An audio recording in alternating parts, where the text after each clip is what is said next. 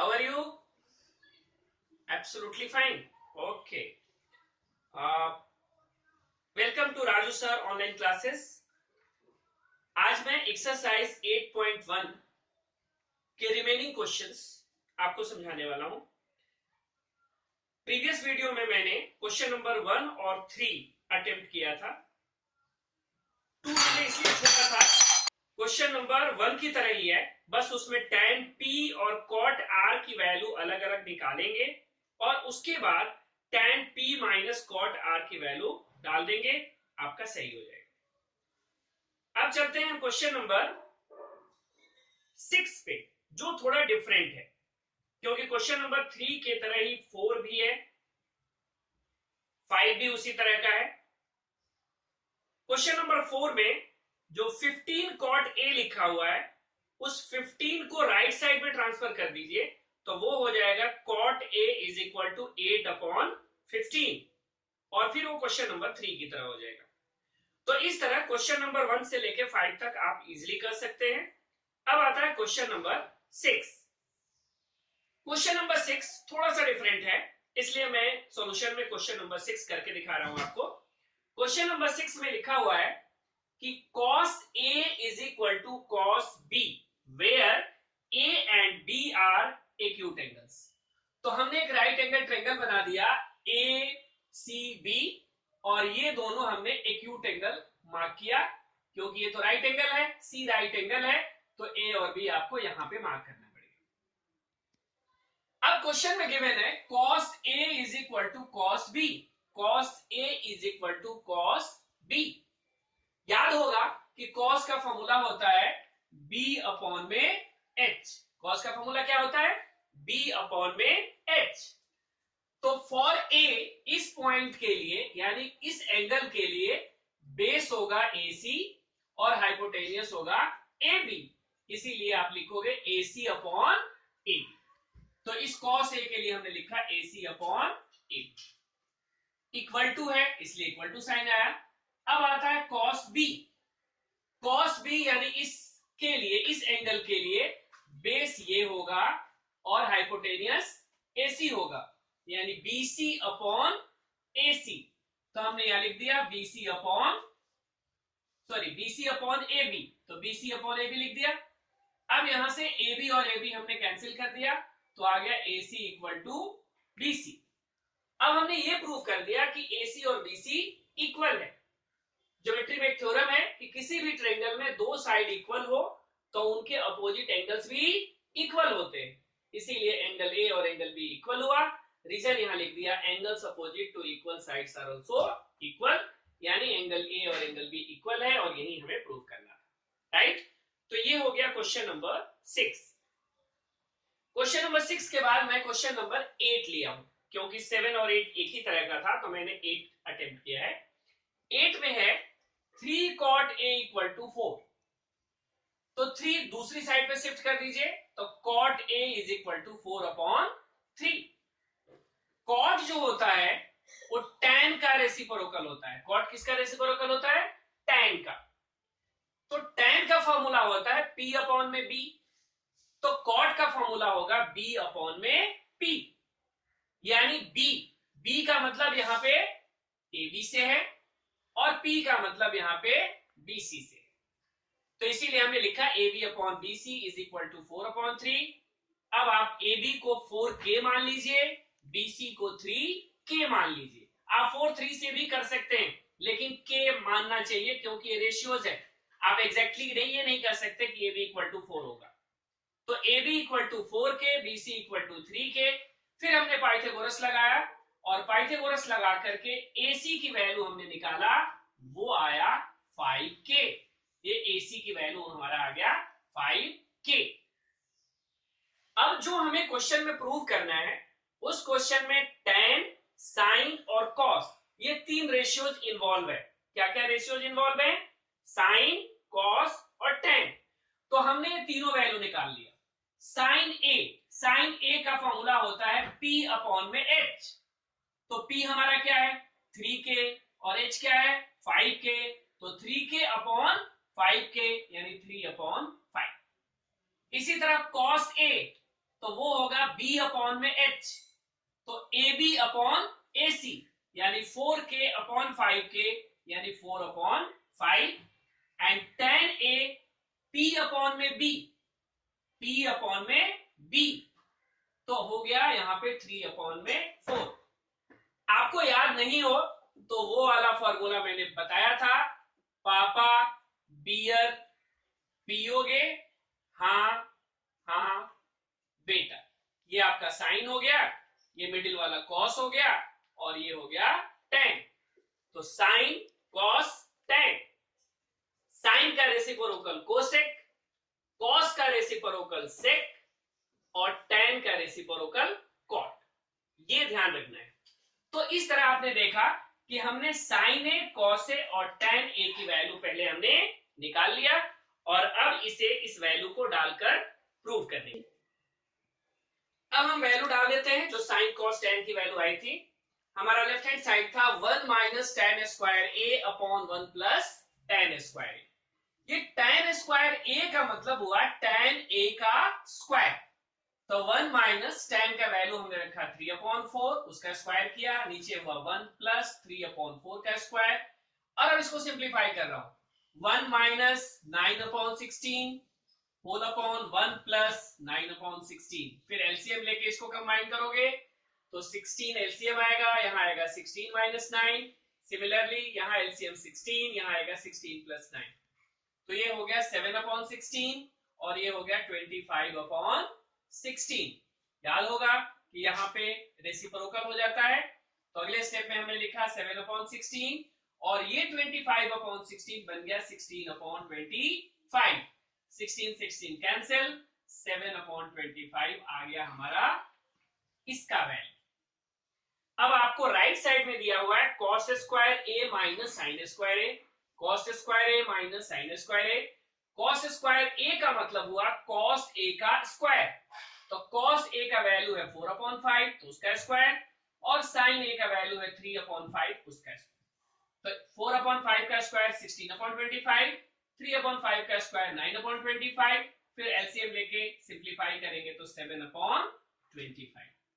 अब ये भी आ गया 7 अपॉन 25 और ये भी 7 अपॉन 25, तो therefore 1 minus tan square A upon 1 plus tan square A is equal to cos square A minus sin square verified. तो इस तरह से कोई भी वेरिफिकेशन वाला क्वेश्चन होगा तो आपको उसमें जो रेशियोज इन्वॉल्व हो उसकी वैल्यू निकालो और वैल्यू निकालने के बाद पुट कर देना है जो आपको प्रूव करना है। लेफ्ट हैंड साइड अलग सॉल्व करना है, राइट हैंड साइड अलग सॉल्व करना है और दोनों इक्वल हो जाता है तो वेरीफाई हो गया। अब इसी तरह का क्वेश्चन अगला जो है क्वेश्चन नंबर है 9, वो भी कर सकते हैं, इजी है। वहां पे tan a की वैल्यू 1 अपॉन रूट 3 गिवन है, तो पहले आप tan a का होता है p अपॉन b, तो p का वैल्यू हो गया 1 और b का वैल्यू हो गया रूट 3। इससे आप थर्ड वैल्यू यानी h निकाल लेना और h निकालने के बाद साइन a की वैल्यू निकालना, cos a की वैल्यू निकालना, साइन c की वैल्यू निकालना और cos c की वैल्यू निकाल लेना। ये चारों वैल्यू जब आप फाइंड आउट कर लोगे तब आप उसमें पुट करोगे, सिंप्लीफाई करोगे, एक आंसर आएगा। इजी है, कर सकते हैं। अब आता है क्वेश्चन नंबर 10।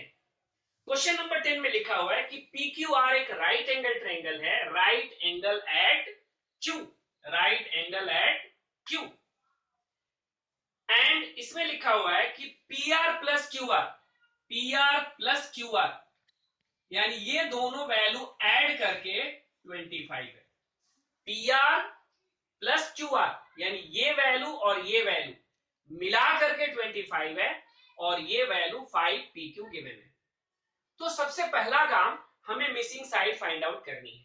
हमने क्या किया कि PR को मान लिया x, यदि PR x होगा तो QR क्या होगा 25 माइनस x, तो यही हमने लिखा PR is equal to x, therefore QR is equal to 25 minus x।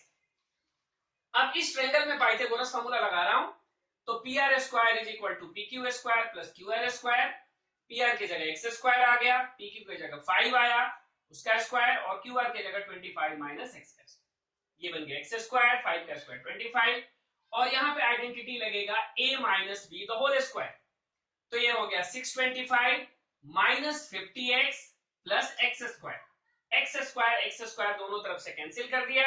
इस 50x को इस साइड लाए तो पॉजिटिव हो गया और 625 ऐड होकर के 650 हो गया। तो x is equal to 650 upon 50 cancel करके 13 आ गया। तो x की वैल्यू 13 आया। x क्या है हमारा PR, तो PR की वैल्यू हो गया 13 एंड QR की वैल्यू होगा 25 माइनस 13 यानी 12। तो इस तरह से इस ट्रायंगल की तीनों साइड हमें पता चल गई 5, 12 एंड 13। अब आपका जो नेक्स्ट वर्क है वो बहुत इजी है, मिसिंग वैल्यू ही फाइंड आउट करना डिफिकल्ट था, बाकी तो इजी है। अब आपको निकालना है sin P, cos P, tan P. Sin P, ठीक है, पापा बियर पियोगे, हाँ हाँ बेटा, तो ये हुआ साइन पी अपॉन एच। तो इस एंगल के लिए यानी पी के लिए परपेंडिकुलर ये हुआ, एच ये हुआ, तो आ गया 12 अपॉन 13। तो साइन पी की वैल्यू 12 अपॉन 13। कॉस पी का फॉर्मूला बी अपॉन एच, तो बी कौन सा हुआ पी क्यू और एच कौन सा हुआ पी आर यानी 5 अपॉन 13। एंड टेन पी का वैल्यू पी अपॉन बी। इस पी के लिए पी कौन सा कहलाएगा क्यू आर और बेस कौन सा कहलाएगा पी क्यू, तो इसीलिए हो गया 12 अपॉन 5। तो इस तरह से आपने देखा कि क्वेश्चन नंबर 10 में हमने साइन पी, कॉस पी और टेन पी की वैल्यू कैसे निकाली। अब आता है क्वेश्चन नंबर 11 जो एक ट्रू फॉल्स क्वेश्चन है और ये 1 मार्क क्वेश्चन में पूछा जा सकता है, इसलिए कॉन्सेप्ट समझना जरूरी है कि कोई चीज फॉल्स है तो क्यों है, ट्रू है तो क्यों है। तो सबसे पहला पार्ट है इसमें कि tan a is always less than 1, tan a is always less than 1। अब देखिए tan a का फॉर्मूला क्या होता है, तो tan a का फॉर्मूला होता है p और b, p अपॉन b। अब आप देखिए ये एक राइट एंगल ट्रायंगल है, इस राइट एंगल ट्रायंगल में p और b में कौन बड़ा है आप नहीं बता सकते, p भी बड़ा हो सकता है और b भी बड़ा हो सकता है। तो यदि p बड़ा होगा b से तो ये रेशियो की वैल्यू ग्रेटर देन 1 हो जाएगी, रेशियो की वैल्यू ग्रेटर देन 1 हो जाएगी। और p की वैल्यू b से यदि छोटा हो तो वहां पे लेस देन 1 हो जाएगा। इसका मतलब ये हुआ कि tan a का वैल्यू मोर देन 1 भी हो सकता है और लेस देन 1 भी हो सकता है, दोनों वैल्यू पॉसिबल है, इसलिए ये हो गया रॉन्ग। तो फर्स्ट इंफॉर्मेशन क्या है रॉन्ग है, फॉल्स है। अब आता है second, sec a is equal to 12 upon 5, sec a is equal to 12 upon 5। अब sec जो होता है वो किसका उल्टा होता है cos का, वेरी गुड, sec उल्टा होता है cos का, cos का फॉर्मूला होता है b अपॉन में h, तो sec का फॉर्मूला होगा h अपॉन में b। इसका मतलब h का वैल्यू 12 और b का वैल्यू 5, क्या है पॉसिबल है, यस पॉसिबल है, क्योंकि h जो होना चाहिए वो b से ऑलवेज ग्रेटर होना चाहिए और यहाँ पे दिख रहा है कि 12 इज ग्रेटर देन 5, यानी ये पॉसिबल है, इसलिए ये स्टेटमेंट ट्रू। थर्ड में लिखा है cos a is the abbreviation used for cosecant, ये फैक्चुअल क्वेश्चन है, आपको याद होना चाहिए कि cos a जो है वो कोसाइन का शॉर्ट फॉर्म है और यहाँ पे किसका लिख रहा है कोसेकेंट का लिखा हुआ है, इसीलिए ये भी हो गया फॉल्स। तो थर्ड इंफॉर्मेशन भी हो गया फॉल्स। अगला है fourth information, cot a is the product of cot and a। मैंने सारे रेशियोज के बारे में बताया था कि सारे रेशियोज जब तक उसके अंदर एंगल नहीं लगेगा तब तक उसकी वैल्यूज आप फाइंड आउट नहीं कर सकते, यानी ट्रिगोनोमेट्रिकल रेशियोज एंगल के रेस्पेक्ट में ही वैलिड है, otherwise sin cos tan all are meaningless.